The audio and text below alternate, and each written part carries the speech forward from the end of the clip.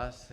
Graciñas por acompañarnos neste primeiro coloquio da sección oficial do FIBO 2025. Temos hoxe a sorte de contar con tres cineastas que acompañan a tres das películas que proxectamos nesta primeira sesión. Vou a comezar coa curta galega Abellón, que inaugurou a sesión de hoxe. Temos con noso o seu director, Fon. Creo que vou falar bastante da complexidade que me parece que ten a película. Entonces, en primer lugar, gustaría preguntarte por iso. Se esa complexidade tanto no narrativo como nas diferentes temáticas que vas abordando ao longo da película, que creo que son como un desafío para o espectador. Non sei se foi algo que se urdiu de maneira máis natural, porque está un pouco, en certa maneira é autobiográfica, non? A película, bueno, partiu de aí, ou hai un traballo bastante de fondo coa estructura e o guión? Pois, hola, que tal? Que sempre se di isto de que ben que me fa esta pregunta, porque sí, hai moitísimo traballo de guión, autobiográfico e impulso, non despois a historia sí que ten certos aspectos relacionados con meu avó e tal, pero despois entra esa personaxe que é como o meu alter ego, supostamente, pero que non ten moito que ver comigo, e que fai un pouco de fío, e é audiodescriptor, que isto, pois, o introducín un pouco polo tema da ceguera. Despois tamén ten este retrato da personaxe da muller cega que está moi basado na propia actriz, non? E en outra rapaza que me axudou moito na fase de documentación. E despois foi un reto moi grande construir a historia, sobre todo porque quería que estivera audiodescrita, non? Como voz narrativa, digamos, como fío narrativo, e houve un momento en que desistín, dixen, isto non se pode facer, porque, bueno, ao final a audiodescripción está escribindo o que se ve, non? E eu quería pensar ao mesmo tempo nun público cego e nun público vidente. E para o público vidente que lle describas o que está vendo, pois pode ser reiterativo, un pouco cansino, non? E houve un momento que desistín, dixen, isto era unha boa idea, e aí se quedou, non? E vou a contar a historia sin máis, sin audiodescripción. Pero despois, como son bastante teimudo e tal, pois dixen, veña, vamos a intentar outra vez. E entón foi cando se me ocurriu a idea de facer desaparecer cousas, non? De escribir cousas que non estaban, ou de escribir detalles que ao mellor pasan desapercibidos e demais. E a partir de aí empecé a traballar, non? E as temáticas sí que estaban aí dende a orixe, non? O tema dos medos, o tema dos ruídos, o tema de... bueno, o meu fillo aparece, non? Aínda que esa distancia que ten o personaxe non é a que eu teño co meu fillo, pero sí que me apetecía introducir isto tamén para que o tema dos coidados estivera en riba da mesa, non? Que ao final me parecía que había aí unha lectura de pois esa distancia ou esa dificultade para coidar, non? No lado masculino, non?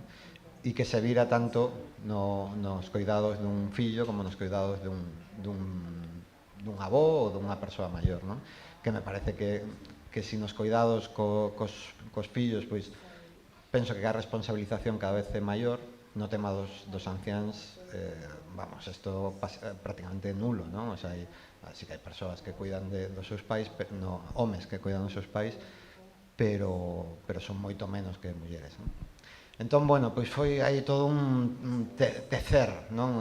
Tecer con moitos temas que penso que é algo que lo levo dentro, non? A complexidade disto, pois casi todo o que fago pois ten esta complexidade, porque sí que me gusta pois facer eses tecidos, non? De temas moi diferentes, de moitas capas, non? E que ao final que todas estén entrelazadas. Pois creo que está moi conseguido neste caso, porque a mí precisamente me chamou a atención que quizás o artefacto narrativo pode como centrar todo o foco, pero, sin embargo, hai un montón de grandes temas na peli, eu tiña aquí anotados, foches xa sacando ti, no? Pero me parecía que era unha película como moi existencialista, co ese vacío existencial que ten o prota, o tema dos cuidados é moi evidente, pero tamén a ausencia, tamén é un tema importante, os recordos, a accesibilidade, co propio formato, o sea, había como un montón de grandes temas, pero que canto dura a peli exactamente? Dura 18 en 18 minutos, como que me parece que foron entrando de maneira como moi natural, co cal por iso intuía pois un... Sí, despois había o gran reto, non? Que era que, a pesar de tocar tantos temas, non? E do artefacto que falas, non? Que conseguiras a emoción, non? Que a veces cando faz algo así como moi complexo e moi, vamos a decir, intelectualizado, non? Podes deixar de lado a emoción e a mí me parecía que tiña que estar, non? E ademais dun xeito como moi sutil, non? Que non forzar moito para que aparecera, non? E non sei se sucede ou non, eu creo que pode ser que non, pero penso que sí, que se chega a bueno, pois vivir un pouco o bloqueo ese que padece a personaxe e o desbloqueo final e esa, bueno, cando el se abre un pouco, a mí isto sempre me resulta moi emocionante nas películas, cando hai un bloqueo e ves como de algún xeito hai algo que se move, non? Dentro do personaxe, non? E bueno, pois eso tamén estaba aí, non? Que a emoción estivera presente, non? Eu creo que na parte esa máis emocional, creo que axuda moito a interpretación de Machi Salgado. Como ambas voces, non sei como traballaste tamén o tema das voces, pero sí que dan un tono especial á película, como un pouco fora da realidade, un pouco máis poético, e creo que é tamén parte importante esa voz en off. Bueno, obviamente esa era unha audiodescripción, pero creo que está moi ben conseguido iso. Sí, a ver, Machi está moi guai. É unha pena porque acaba de marchar e estas cousas sempre ben escoitalas, non? Machi está moi ben. E despois había este xogo das voces que tamén un pouco era tratando de facer o percorrido ese emocional, como moi sutil, que a audiodescripción pouco a pouco se fora convertindo en outra cousa, non? Que empezara como moi técnica, non? Que fora como moi de libro, e que pouco a pouco se convertira en un narrador en primeira persoa, que despois se transformara en un diálogo, non? Todo isto, bueno, pois me parecía como moi bonito, non? Esa evolución da voz, non? Da audiodescripción. E me parece que eso tamén facilita, non? Que te vayas mergullando, non? Na atmósfera que plantes a peli e que te vayas achegando, non? Que te metas un pouco dentro da personaxe e que por eso finalmente pois que podas palpar ese desbloqueo, non? Vale, Raciñas, vamos a dar paso á participación de outras nosas acompañantes, neste caso a seguinte curta, que foi a de 2006. Temos connosco a Gabriela. En primeiro lugar, gustaría preguntarche pola casa, que tamén é un dos protagonistas da película. Me chama a atención a escolla desa casa, como unha casa tan grande, bonita, aillada da cidade que está sendo máis asediada, no medio da natureza. Entón, nos podes un pouco falar da escolla desa localización? Yes, so the city of Beirut is surrounded by mountains. And so during this war and during also the war in 2024, it happens that you could be in the mountains and you could see actually the views that you see in the archives directly. And I was trying to talk a little bit about this in the film, and so it was very important for me.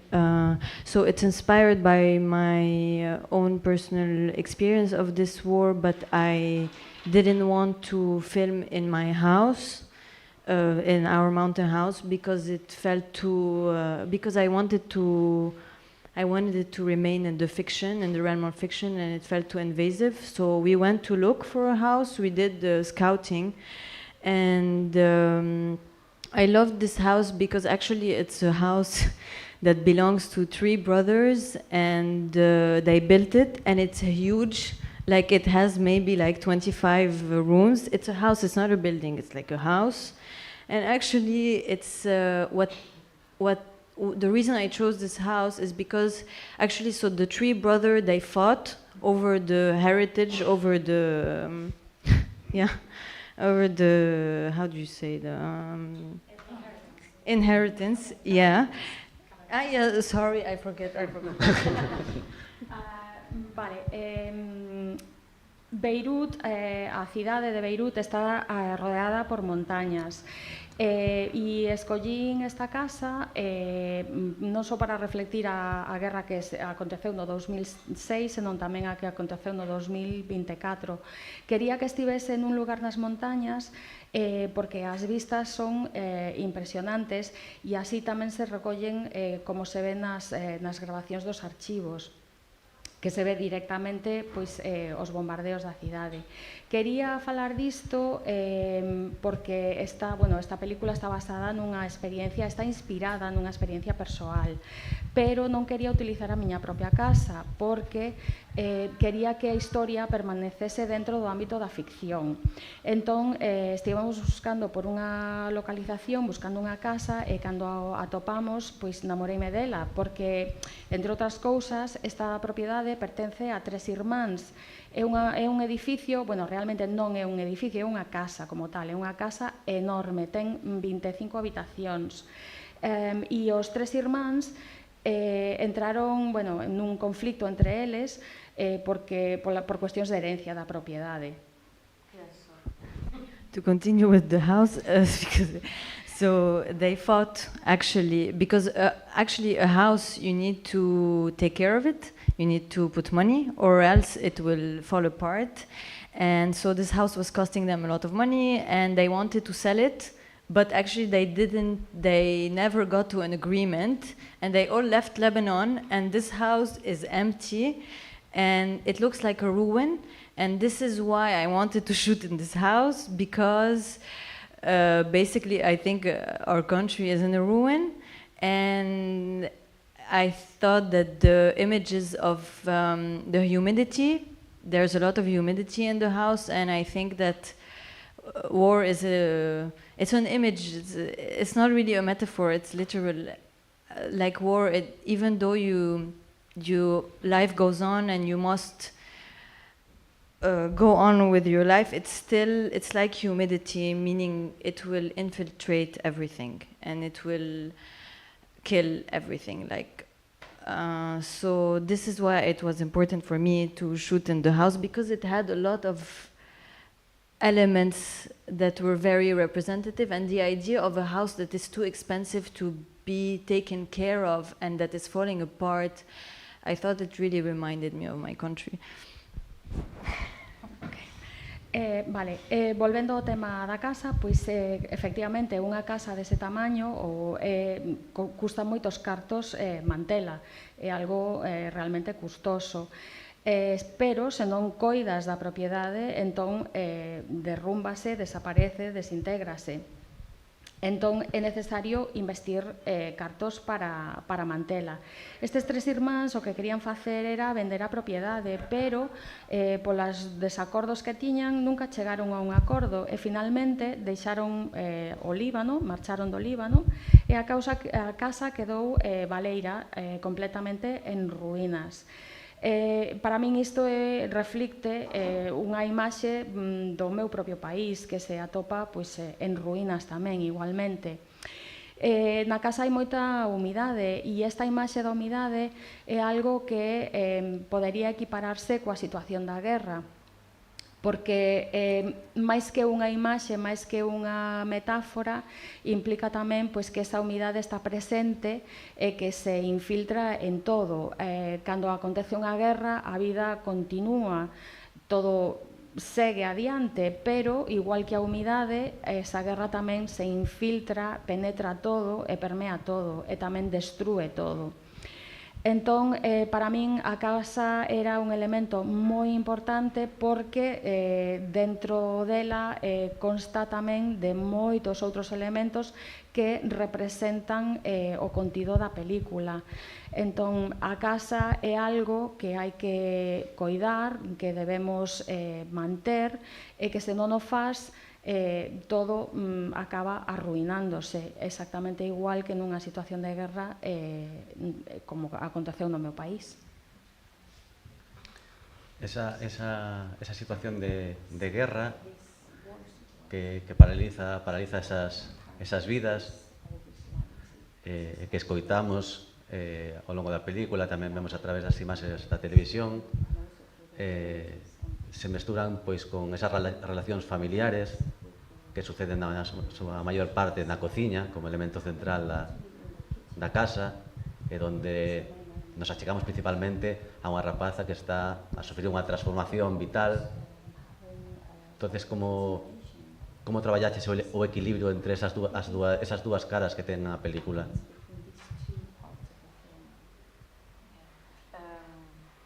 You mean the war and the story?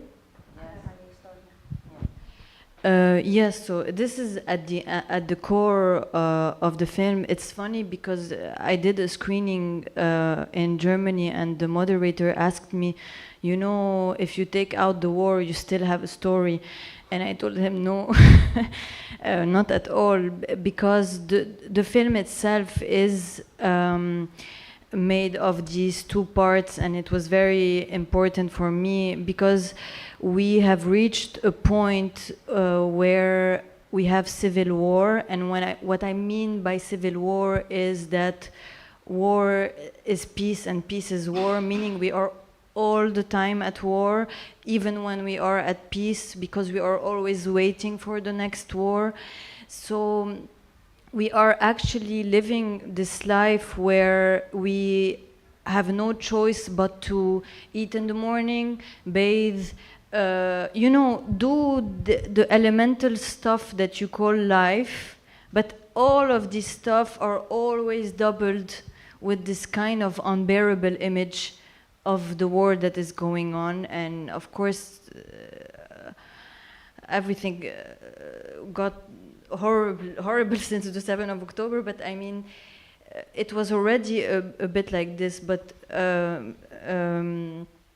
it was, for me, this is the essence of the film. Like, you have two images at the same time, all the time, and it's a bit like, I can give you an example, like, right now you see wars, you see images of Gaza, and like you're sitting in a cafe and everything is normal, and then you open your phone and then you see these horrible, so violent images, and this is it, except that we're there and we live it, but you have this kind of divide, which is not a divide, it's all the time intertwined between normal life and horrible stuff, and this is exactly what I wanted to do. So I wrote two films, basically. Sorry. You're really great. Thank you. Vale, esta división entre a guerra e a vida diaria está no centro da película. Cando fixen unha presentación en Alemania, o moderador preguntoume se realmente eliminamos o elemento da guerra, se aínda se era consciente de que teríamos unha historia igualmente, e eu dixenlle que non, que realmente non é así, se non aparece a guerra non hai película. A película ten esta dualidade, estas dúas partes que son moi importantes para min. Chega un punto, no meu país, chegamos a un punto no que a guerra civil significou que estábamos en guerra, en paz, en guerra, en paz, en todo momento, alternando constantemente. E percibir esa situación, vivir esa situación, incluso nos momentos de paz, significa que tamén continuamos en guerra. É dicir, a vida continúa Nós temos que facer eleccións, temos que decidir pois pola mañán que nos levantamos, que nos bañamos, que facemos as cousas básicas e elementais de todos os días, pero ao mesmo tempo existe esta doble vida, esta dualidade que resulta insoportable. É unha imaxe, temos esas imaxes da guerra que continúa, que se está producindo, que non para, todas esas situacións horribles, terribles, que continúan, que están presentes, sin embargo, nos estábamos ali e todo continuaba igual, con certa normalidade, e esta é a esencia da película. Por poñer un exemplo, hoxe en día vemos as imaxes terribles que se están a producir en Gaza. Por exemplo, podemos estar nunha cafetería tomando algo, todo é normal, pero de repente collemos o noso teléfono e dende ali podemos ver todas esas imaxes terroríficas do que está sucedendo mentres nos estamos tranquilamente tomando un café. Entón, para min, esa era a mesma situación, esa división que existía e que reflicto na película. É dicir, está todo entrelazado, está todo intercomunicado, unha vida normal e unha vida de horror e de terror. Yeah, it's very quick. I just wanted to say that I really wrote the film by writing two lines, and there were two levels, and it's inseparable from each other, and it was very important that the narrative line, the one of the normal life, that nothing happens. Sorry, okay, sorry. That it's just practical actions that lead nowhere, because this is what happens in a time of war, which is a frozen time. You do actions that lead nowhere, and if you really look at the film, nothing happens. It's practical actions that always lead nowhere. Efectivamente, escribín a película así, precisamente, con dúas liñas, dous niveis separados, pero que están relacionados entre sí, evidentemente. Trátase dunha liña narrativa que é fundamental na película. Trátase de accións que conducen a ningunha parte. É dicir, as cousas suceden, a guerra continúa, as accións, os movementos cotiáns que levan a ningunha parte. É dicir, fanse cousas, pero non sucede absolutamente nada. Vale, vamos a ir agora con Percebes, a cinta portuguesa. Temos connosco a Patricia, unha das súas animadoras, como comentei antes. Hola Patricia, gustaríame que nos hablases un pouco acerca del trabajo en equipo para la creación de la película y especialmente cuál fue tu rol dentro de ella. Ok. Posso falar em português? Não há... Sim? Obrigada. Então... Este filme, esta curta-metragem foi produzida pelo BAP Animation Studio, no Porto, e portanto eu posso dizer que tenho muita sorte de pertencer a esta família, porque funcionamos muito como uma família, vamos participando todos nos filmes uns dos outros, e eu cheguei a este filme no momento em que estava a ser feita a pintura. Portanto, este filme tem no fundo duas técnicas fundamentais. A animação é feita digitalmente, por uma questão de economia de tempo e obviamente dinheiro também.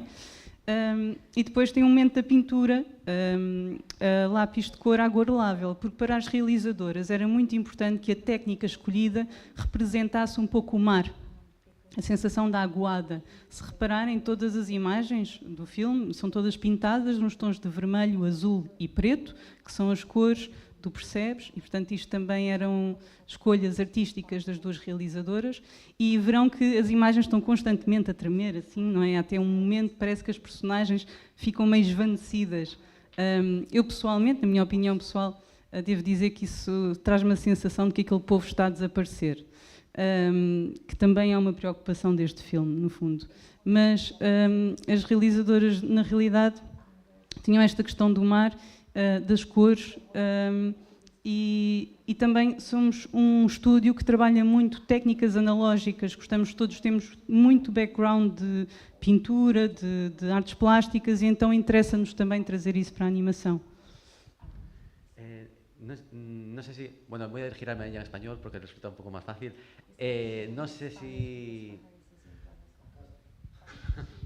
si es la primera vez que trabajas con la animación en un documental y cómo fue un poco la experiencia y sobre todo cómo fue el trabajo de animación sobre esas gravaciones de audio reales. Bom, sim, tá.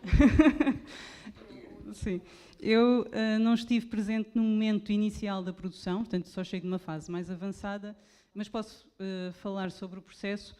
Portanto, as realizadoras foram até o Algarve, inicialmente apenas as duas, a Laura e a Alexandra, fizeram a recolha das entrevistas. Há aqui uma particularidade que é a Alexandra nasceu no Algarve, portanto é de lá e queria muito falar sobre esta questão, porque ela tem visto a paisagem a mudar. E as pessoas que ela conhece, os seus colegas de escola, tudo, são no fundo aquelas pessoas que aparecem agora ali, alguns deles pescadores, mergulhadores que apanham percebes. Mas então, na realidade, elas recolheram estas entrevistas, foram sempre reeditando, fazendo novas entrevistas ao longo do processo do filme. Há um momento em que entram os animadores, e os animadores vão com elas até o Algarve para conhecerem a paisagem, para perceberem quem são estas pessoas, aquela realidade, desenharem também ao vivo, percebes? A mesma coisa que é importante aqui fazer. E depois passou-se à fase da pintura e, portanto, no fundo, como todos nós acabamos por estar meio que envolvidos ali, não é? Os animadores, os realizadores, diariamente, cria-se assim uma proximidade até com o tema, com a própria estética, e é assim que o filme se vai fazendo. Não sei se respondi. Sí, ok. Muchas gracias. No sé si por ahí tenéis alguna pregunta o alguna cuestión que querades achegarlles.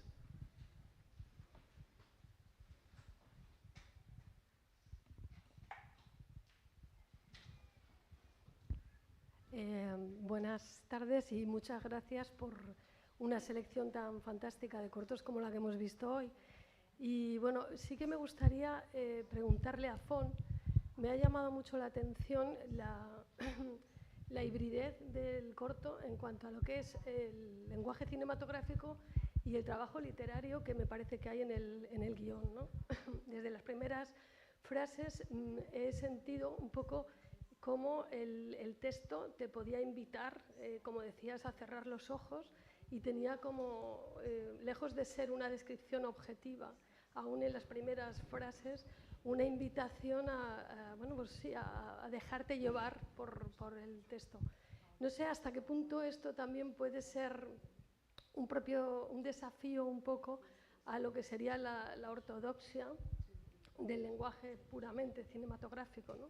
Ahí hay no sé, un uso muy potente, creo, del texto. Y luego, por otra parte, también me ha hecho pensar cómo está muy en el centro de la película el tema del miedo y la conexión con el sonido, ¿no? Con los sonidos de una forma más primaria casi que las propias imágenes visuales.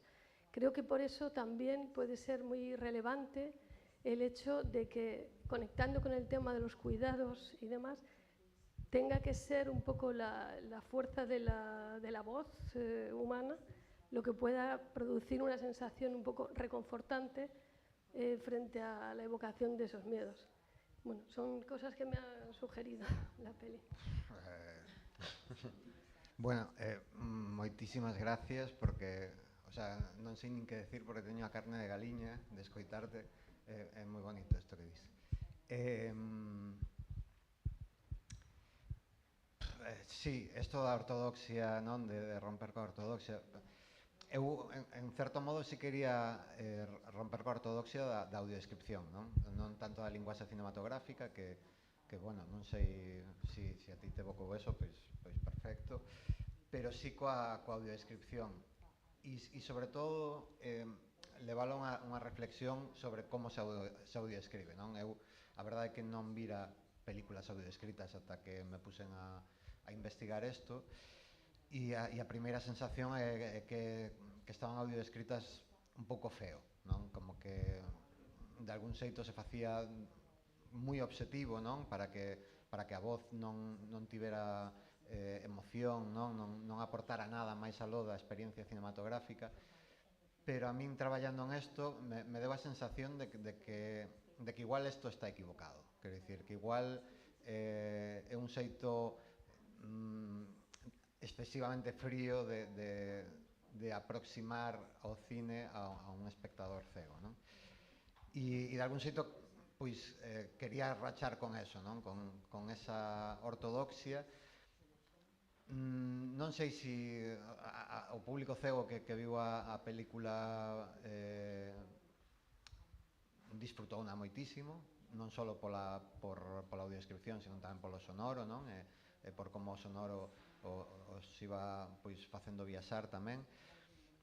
E entenderon isto que eu plantexaba, non? De que a audiodescripción puidera incluso chegar a enganar, non?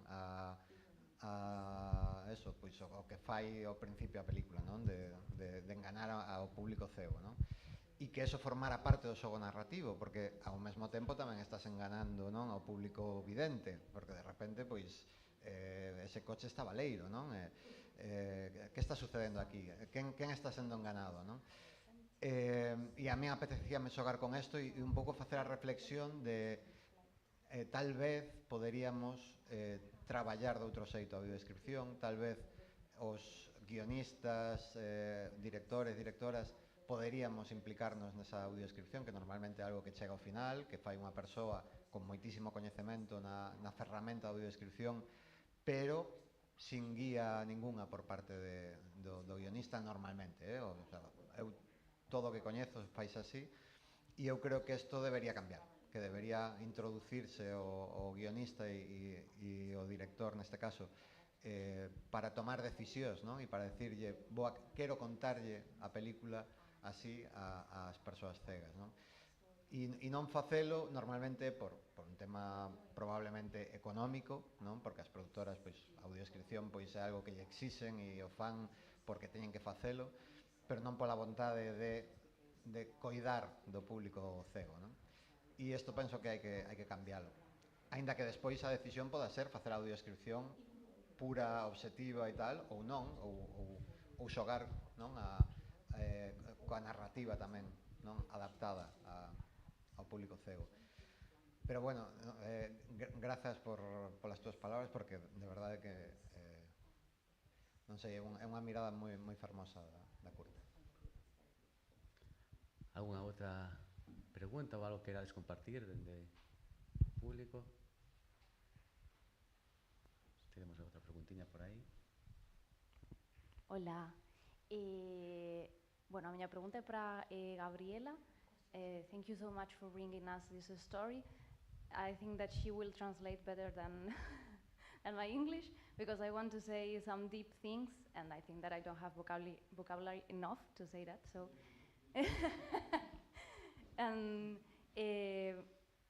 moitísimas gracias pola historia e sobre todo polas dúas liñas narrativas que acabas de destacar, porque eu creo que definen a realidade que vivimos agora mesmo todo, pues, si non todo o planeta, pues todo o planeta, sí, a disociación cognitiva, pues supoño que ten límites e supoño que estamos chegando ao límite, e a min, bueno, pues removeume moitísimo, sobre todo por esa capa na que comentas que a vida siga, que se suspenda a narrativa e que todo siga adiante sin ter, bueno, sin sentido. Entón, creo que non era unha pregunta e era unha reflexión. Tamén son benvidas. Gracias. Muchas. Thank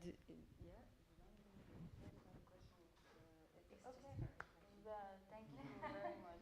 It's much appreciated. Muchas gracias. Y para, no sé si eras Laura? No, Patricia. Paula. Não, Patrícia. Patricia. Sí, estive intentando buscar o nome, pero non atopaba. De Percebes? Eu desfruteina moito porque Galicia tamén está chegando ao límite de xentrificación A mí mesmo botaronme do meu piso por unha subida de alugueiro e creo que tamén estamos perdendo a paisaxe e a paisaxe social e sí que desfrutei moito esa capa de crítica a xentrificación e de... Eu creo que tamén podes ver a curta e non como pasar por riba e dicir, bueno, non me enterei. Eu como teño o cerebro xa aí malito diso, pois como que o vin claramente e desfrutei moito que haxa esa crítica a como o turismo está destrozando, bueno, o turismo, o capitalismo e a xentrificación toda a nosa vida. Así que grazas tamén.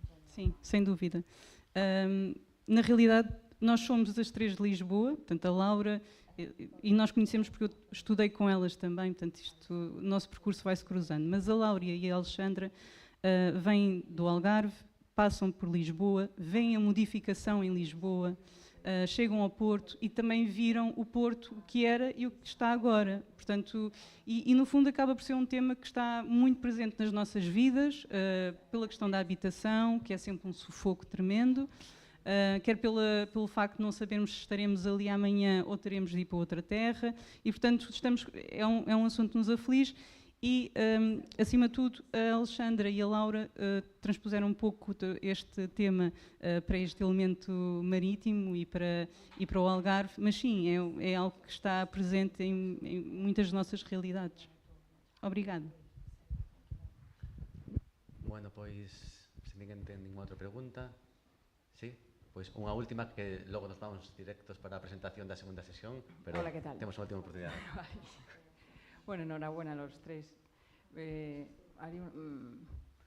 a ser a Patricia. Sí, es todo el trabajo, es analógico, o sea, es a mano, con registro. Y sí, pero sí es absolutamente todo. Con registro y a papel y lápiz. A pintura, sim. Sí, todo. O sea, todo. Nós entramos nessa... Escaneo com registro de clássico. O lápis, portanto, o que nós fazemos, temos as folhas de papel, ou seja, primeiro fazemos a animação digital toda no computador. Vale. A primeira fase, não é? Só o traço, o movimento. Depois, a pintura foi com um lápis de cor e pincel por cima, tudo, todo o filme. Portanto, todo o filme foi pintado à mão. Vale. Não está rodado antes? Mas está, sim, a animação é feita... Que é para, não é imagem real, é desenhado também, mas digitalmente, ou seja, através do computador. Ordenador? É assim? Sim. Pronto. E a chica de la pescantina, la mujer de las flores existe? O sea, sim, todos eles existem.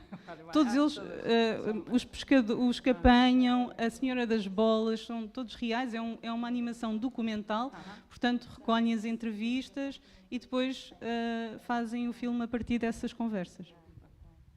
Obrigada. Bueno, pues gracias por acompañarnos. Obrigada. Thanks for joining us. Vos convido a seguir gozando da programación durante toda a semana e, bueno, agardo volver a vervos no coloquio de mañá. Boas noites.